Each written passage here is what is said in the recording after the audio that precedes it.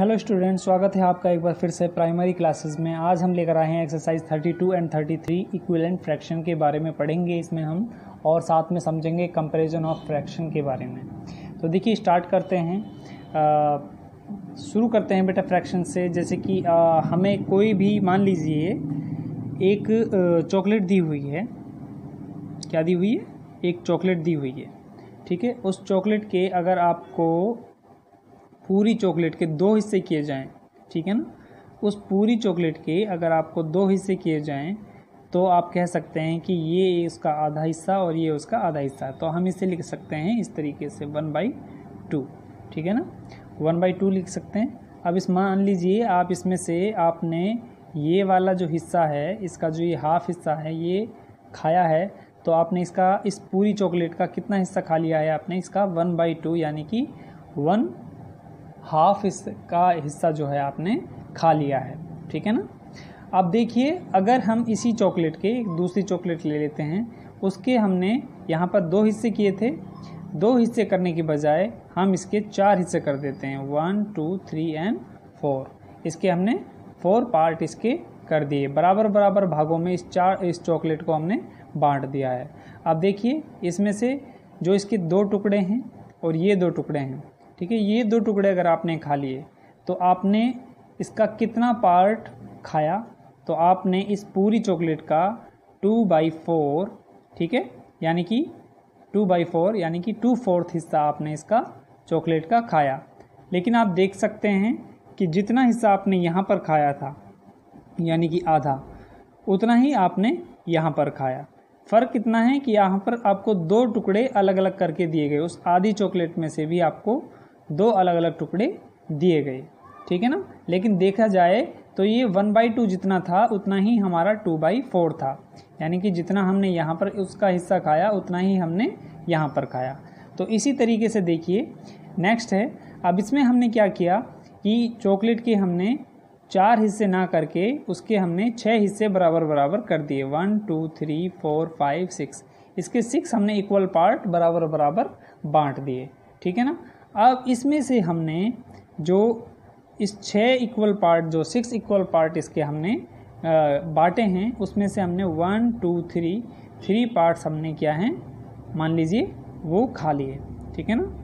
कितने खा लिए? 3 जो पीसेस थे वो हमने खा लिए। कितने में से? पूरे 6 में से, ठीक है ना। यानी कि आपने इसका 3/6 पार्ट जो था चॉकलेट का वो आपने खा लिया। तो अब देखिए यहाँ पर आपको 3 टुकड़े दिए गए, लेकिन 3 टुकड़े किसके बराबर थे? 2/4 के बराबर थे, बिल्कुल सेम।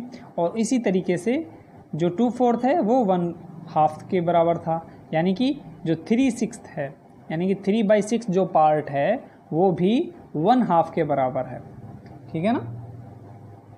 अब ऐसे ही, अब यहाँ देखिए आप, यहाँ पर हमने चॉकलेट के 6 पार्ट ना करके, 6 इक्वल पार्ट ना करके हमने उसके 8 इक्वल पार्ट कर दिए, 1 2 3 4 5 6 7 8 इक्वल पार्ट कर दिए। अब उसमें से आपको हमने 1 2 3 4 पार्ट मान लीजिए आपको हमने खाने के लिए दे दिए, ठीक है ना। कितने पार्ट दे दिए? 4 पार्ट हमने आपको उसका खाने के लिए दे दिया। कितने में से? पूरी चॉकलेट में से। टोटल हिस्से हमने कितने किए इसमें? इस बार 8 हमने इक्वल पार्ट उसके किए, यानी कि पूरी चॉकलेट के हमने 8 इक्वल पार्ट में से 4 हिस्से आपको खाने के लिए दे दिए। 4 जो पार्ट था उसका इक्वल पार्ट वो हमने आपको खाने के लिए दे दिया, यानी कि 4/8 हमने पार्ट आपको खाने के लिए दे दिया। तो आप देख सकते हैं कि जो 4/8 है ये उतना ही है पूरी चॉकलेट का जितना कि हमने यहाँ पर खाया था, यानी कि हाफ। ओके, तो हम देख सकते हैं यहाँ पर 1/2, 2/4, 3/6 और 4/8, ये दरअसल क्या है कि ये बराबर बराबर ही हैं, लेकिन सिर्फ नंबर यहाँ पर हमें अलग अलग देखने को मिल रहे हैं। ऐसे ही अगर हम यहाँ देखें तो देखिए यहाँ पर हमने जो चॉकलेट हैं उसके 10 इक्वल पार्ट हमने उसके कर दिए हैं, 1 2 3 4 5 6 7 8 9 10, यानी कि 10 इक्वल पार्ट्स हमने उसके कर दिए हैं। अगर उसमें से हम 5 जो पार्ट हैं उसके इक्वल पार्ट्स वो चॉकलेट के खा लेते हैं तो हमारे पास फिर भी 5 ही बचते हैं, यानी कि जो ये 5 इक्वल पार्ट्स हमने खाए हैं पूरे 10 इक्वल पार्ट्स में से खाए हैं, यानी कि हमने इतना ही पार्ट उस चॉकलेट का खाया है जितना कि हमने यहाँ पर खाया था, ठीक है ना। यानी कि 1/2 के बराबर ही ये 5/10 है। तो देख सकते हैं आप कि जो हम इसको लिख सकते हैं इस तरीके से कि 1/2 is equal 2/4, 2/4 equivalent 3/6 and 3/6 is equivalent 4/8 and 4/8 is equivalent 5/10। यानी कि ये सब बराबर बराबर ही हैं, बस यहाँ पर नंबर का फ़र्क है। लेकिन इसमें एक चीज़ और नोटिस करने वाली है, वो ये है कि देखिए 1/2, 2/4, 3/6, 4/8, 5/10, यानी कि यहाँ पर आप देख सकते हैं कि जो इसकी इक्विवेलेंट फ्रैक्शन जो निकल कर आ रही है, यानी कि जो बराबर फ्रैक्शन इसकी निकल कर आ रही है, उसमें एक चीज़ कॉमन है कि यहाँ 1 में 2 मल्टीप्लाई हो रहा है 1/2, यानी कि 1 × अगर हम 2 करते हैं तो हमारा आंसर आता है 1 × 2 = 2। और यहाँ पर भी हमने इसमें 2 मल्टीप्लाई हो रहा है, 2 × 2 = 4, ठीक है ना। इसी तरीके से यहाँ पर आप देख सकते हैं ये आया है हमारा 3/6। क्या आया है? 3/6, यानी कि यहाँ पर हमने 1 में 3 मल्टीप्लाई हुआ है और यहाँ पर भी 2 में 3 मल्टीप्लाई हमने किया है, ठीक है। 2 में 3 मल्टीप्लाई हुआ है, यानी कि 1 3 = 3 और 2 3 = 6, ठीक है ना। यानी कि बराबर बराबर 1/2 में हमने बराबर बराबर दोनों तरफ बराबर बराबर एक नंबर से ही मल्टीप्लाई किया है। आगे देखिए आप, यहाँ पर आया है जो 3/6, इसका मतलब है यहाँ पर जो आया है 4/8, ठीक है ना। इसका मतलब ये है कि 1/2 में हमने 1 में 4 मल्टीप्लाई कर दिया और 2 में हमने मल्टीप्लाई 4 ही किया है, तो 1 4 = 4 और 2 4 = 8। यानी कि एक चीज़ देखने वाली है, अगर हमें कोई भी बराबर फ्रैक्शन लेकर आनी है, ठीक है ना, तो उस फ्रैक्शन में हम दोनों तरफ यानी कि न्यूमरेटर में भी और डिनोमिनेटर में भी एक ही नंबर को मल्टीप्लाई कर देंगे। फॉर एग्ज़ाम्पल, अगर हमें 3/6 का इक्विवेलेंट फ्रैक्शन निकालना हो, कोई भी एक इक्विवेलेंट फ्रैक्शन निकालना हो, तो हम इसमें जैसे कि 3 में अगर हम 4 मल्टीप्लाई करते हैं यहाँ पर भी और 6 में भी हम 4 मल्टीप्लाई करते हैं, तो हमारा आंसर आता है 3 4 = 12 और 6 4 = 24, ठीक है ना। यानी कि 12/24 भी 3/6 के ही बराबर है, यानी कि ये 12/24, 3/6 ये दोनों क्या हैं? इक्विवेलेंट फ्रैक्शन हैं। इसी तरीके से मान लीजिए 7/5 है कोई फ्रैक्शन, अगर हम उसमें दोनों तरफ बराबर बराबर मल्टीप्लाई कोई भी नंबर करते हैं, जैसे कि हमने यहाँ पर 5 कर दिया और यहाँ पर भी हमने 5 कर दिया, तो हमारी जो नेक्स्ट फ्रैक्शन निकल कर आएगी वो भी इस 7/5 के बराबर ही होगी। जैसे कि 7 5 = 35 और 5 5 = 25। तो देखिए यहाँ पर 35/25 भी 7/5 के बराबर ही है। और बेटा ऐसा क्यों हुआ है, किस लिए हुआ है, क्योंकि हम देखिए जब यहाँ पर हमने 5/5 को इसमें मल्टीप्लाई किया, यहाँ पर हमने 4/4 को मल्टीप्लाई किया, यानी कि दोनों तरफ हमने न्यूमरेटर को भी और डिनोमिनेटर को भी एक बराबर ही रखा। इन दोनों का मतलब क्या है कि अगर हम 4 में 4 डिवाइड करते हैं या 5 में 5 डिवाइड करते हैं, तो हमारा जो आंसर आता है, यानी कि 5/5 में अगर हम डिवाइड करते हैं, 5 को 5 से डिवाइड करते हैं, तो जो हमारा आंसर आता है वो क्या आता है? वो आता है 1, ठीक है ना। अगर हम किसी भी नंबर में, किसी भी फ्रैक्शन में कोई 1 को मल्टीप्लाई करते हैं, तो वो जो नंबर जो हमारा होता है वो एज इट इज़ ही रहता है। इसका मतलब ये है कि उस नंबर में कोई चेंजिंग नहीं होता, ठीक है ना। तो 1 को अगर हम मल्टीप्लाई किसी में करते हैं तो वो उसके इक्वल हो जाता है। आइए और अच्छी तरह से इस क्वेश्चन को, इस इक्विवेलेंट फ्रैक्शन के बारे में हम समझने की कोशिश करते हैं। इस क्वेश्चन से देखिए, इसमें एक क्वेश्चन है हमें, write next 3 fraction equivalent to 4/7, यानी कि 4/7 से नेक्स्ट हमें 3 फ्रैक्शन बतानी हैं जो कि 4/7 के ही इक्वल हों, ठीक है ना। तो देखिए 4/7 के इक्वल हमें अगर कोई फ्रैक्शन लानी हो, बनानी हो, तो हम क्या करेंगे, 4 में ऐसी कोई संख्या और 7 में ऐसी कोई संख्या मल्टीप्लाई करेंगे, ऐसा कोई नंबर मल्टीप्लाई करेंगे जो दोनों तरफ न्यूमरेटर और डिनोमिनेटर में भी बराबर हो, जिससे कि हमें जो नेक्स्ट जो नंबर मिलेगी, जो नेक्स्ट फ्रैक्शन हमें जो मिलेगा, उससे वो 4/7 के बराबर हो जाए। तो देखिए अगर हम इसमें 1 मल्टीप्लाई करते हैं तो एज इट इज़ हमारा यही नंबर आ जाएगा, इसलिए हम 2 से मल्टीप्लाई करना शुरू करते हैं। तो यहाँ पर भी हमने 2 मल्टीप्लाई कर दिया और यहाँ पर भी हमने 2 मल्टीप्लाई कर दिया।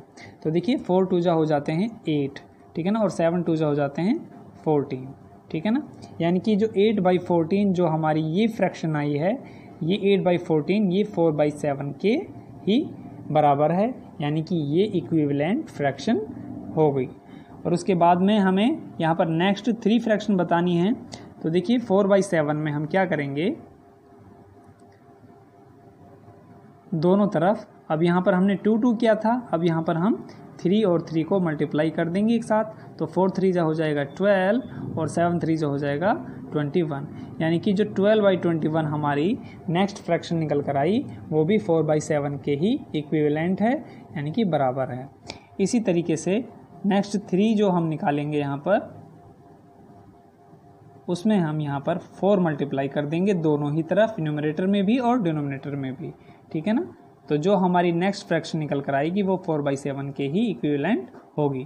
तो देखिए 4 4 जा 16 और 7 4 जा 28, यानी कि जो 16/28 जो हमारा जो फ्रैक्शन निकल कर आई है, ये 4/7 के ही इक्विवेलेंट है। तो ये आई होप कि आपको इतना समझ में आया होगा। अब आइए आगे चलते हैं। देखिए यहाँ पर एक्सरसाइज 32 में दिया हुआ है first question, right the next 4 equivalent fraction, यानी कि हमें यहाँ पर देखिए दिया हुआ है एक सीरीज़ दी हुई है 1/5 is equal 2/8 10 sorry is equal 3/15। अब उससे नेक्स्ट हमें 4 इक्विवेलेंट फ्रैक्शन यहाँ पर बतानी है, ठीक है ना। तो देखिए इसको हम नोट कर लेते हैं और करना शुरू करते हैं। देखिए 1/5 2/10 और 3/15 से नेक्स्ट 4 इक्विवेलेंट फ्रैक्शन अगर हमें बतानी है तो उसमें हम क्या करेंगे कि 1 में हमने देखिए यहाँ 2 मल्टीप्लाई हो रहा है इसलिए 2 आ गया, और 5 में 2 मल्टीप्लाई हो रहा है तो इसलिए 10 आ गया, यानी कि 1 × 2 2 और 5 × 2 10। इसी तरीके से 1 × 3 3 आ गया और 5 × 3 आ गया 15।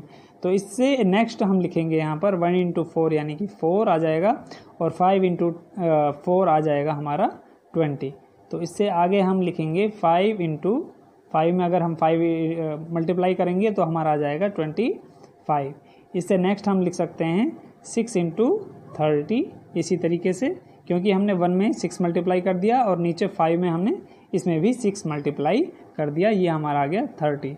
इसी तरीके से हम 1 में अगर हम 7 मल्टीप्लाई करते हैं तो हमारा आ जाता है 7, और 5 में अगर नीचे हम 7 मल्टीप्लाई करते हैं तो हमारा आ जाता है 35। तो इस तरीके से हमारी ये नेक्स्ट 4 फ्रैक्शन हमारी इक्विवेलेंट फ्रैक्शन बन चुकी हैं यहाँ पर। तो ये सभी जो फ्रैक्शन हमारी निकल कर आई हैं ये सभी 1/5 के इक्विवेलेंट हैं।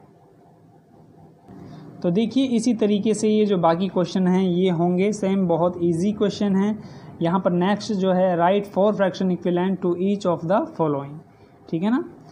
यानी कि 4 फ्रैक्शन हमें सेम इसी तरीके से यहाँ पर करनी है कि 1/4 के 4 इक्विवेलेंट फ्रैक्शन कौन कौन सी होंगी वो हमें बताना है। 2/3 की 4 इक्विवेलेंट फ्रैक्शन कौन कौन सी होंगी वो हमें बताना है, ठीक है ना। तो ये सारे क्वेश्चन बहुत इजी हैं। यहाँ देखिए फाइंड द मिसिंग न्यूमरल्स, इसमें क्या दिया हुआ है 3/4 दिया हुआ है, और ये किसके इक्विवेलेंट, इसकी जो इक्विवेलेंट फ्रैक्शन बनेगी वो क्या बनेगी। तो यहाँ पर देखिए हमें डिनोमिनेटर दिया हुआ है 16, हमें यहाँ पर बताना है कि कौन सा जो नंबर है मिसिंग नंबर वो आएगा। तो देखिए ये समझाते हैं एक क्वेश्चन हम आपको। यहाँ देखिए 3/4 हमें दिया हुआ है और नीचे डिनोमिनेटर में हमें नेक्स्ट जो इसकी इक्विवेलेंट फ्रैक्शन है उसमें डिनोमिनेटर दिया हुआ है हमें 16। तो हमें यहाँ बताना है कि कौन सा जो है नंबर न्यूमरेटर में के तौर पे आएगा। तो देखिए यहाँ पर हम अगर देखना चाहें 16 को अगर हम 4 से डिवाइड करते हैं तो हमारा जो आंसर आता है वो आता है 4, ठीक है ना। यानी कि 16 को अगर हम 4 से डिवाइड करते हैं छोटी संख्या से तो हमारा जो आंसर आता है 4 आता है। यानी कि मतलब ये है कि 4 में 4 मल्टीप्लाई हो रहा है तब हमारा 16 आया, ठीक है ना। 4 में 4 मल्टीप्लाई हुआ तब 16 आया। तो इसी तरीके से 4 हम यहाँ पर मल्टीप्लाई कर देंगे, 3 में हम 4 मल्टीप्लाई कर देंगे तो हमारा यहाँ पर आंसर आ जाएगा 12। यानी कि 12/16 जो है वो इक्विवेलेंट फ्रैक्शन है 3/4 के। तो देखिए बाकी जो क्वेश्चन हैं वो भी सेम इसी तरीके से होंगे, बहुत इजी क्वेश्चन है। इसमें हमें क्या करना है, फाइंड द मिसिंग न्यूमरल्स। इसमें भी हमें वही सेम जैसे कि ऊपर वाला किया ऐसे ही ये होगा, लेकिन इसमें हमें डिनोमिनेटर का बताना है, ठीक है ना। ये सारे क्वेश्चन बहुत इजी हैं, आप देख लीजिए वीडियो को पॉज करके आप आराम से इन क्वेश्चनों को सॉल्व करने की कोशिश कीजिए, ठीक है ना।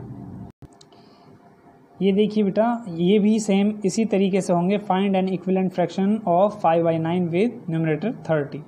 यानी कि 5/9 यहाँ पर दिया हुआ है और उसमें न्यूमरेटर आपको दिया हुआ है 30, ठीक है। नेक्स्ट जो इसकी इक्विवेलेंट फ्रैक्शन है तो आपको डिनोमिनेटर बताना है कि क्या होगा। ये आप इनको वीडियो को पॉज करके ये क्वेश्चन जो है इनको रिवाइज करने की कोशिश करना, सॉल्व करने की कोशिश करना। बड़ा इजी है, बहुत आसानी से ये क्वेश्चन हो जाएंगे। ये देखिए तो बेटा ये इसके बाद में हमारा आता है कंपैरिजन ऑफ फ्रैक्शन। तो देखिए वीडियो ज़्यादा बड़ी हो जाएगी, अगर मैं चाहूँ तो आपको अभी समझा सकता हूँ, लेकिन वीडियो ज़्यादा बड़ी हो जाएगी, इसलिए आज की वीडियो में इतना ही। नेक्स्ट वीडियो में हम आपको समझाएंगे कंपैरिजन ऑफ फ्रैक्शन के बारे में, ठीक है। तो आई होप कि आपको ये वीडियो समझ में आई होगी। Thank you so much.